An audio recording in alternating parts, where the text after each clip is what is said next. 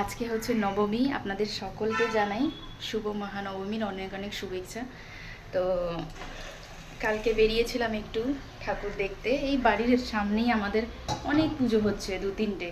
তো সেখান থেকে ঠাকুর একটু দর্শন করে আসলাম।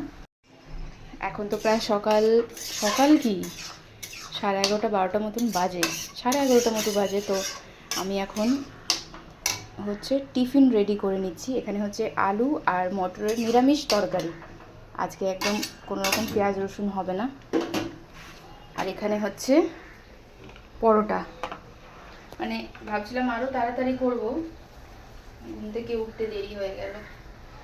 রাতে আসলে ও হচ্ছে সিনেমা দেখছিল কালকে, তো সিনেমাটা দেখতে দেখতে মানে একটু দেরি হয়ে গেছে, 12টা-12:30। তো উঠতেও দেরি হলো। যাই হোক, উঠে তো ঘরের কত কাজ থাকে। আজকে ছুটির দিন, ঘরদার মুছলাম, ঠাকুর পুজো দিলাম, তারপরে হচ্ছে আমি এলাম হচ্ছে রান্নাঘরে এই যে টিফিন রেডি করতে। তো বললাম যে ঠিক আছে, রাতে 1 মুঠের মতন মটর ভিজিয়ে রেখেছিলাম, সেখানে একটা আলু দিয়ে এই যে তরকারি করেছি। তার সঙ্গে হচ্ছে লাল আটা মাখলাম তাড়াতাড়ি করে, ওরও স্নান হয়ে গেছে।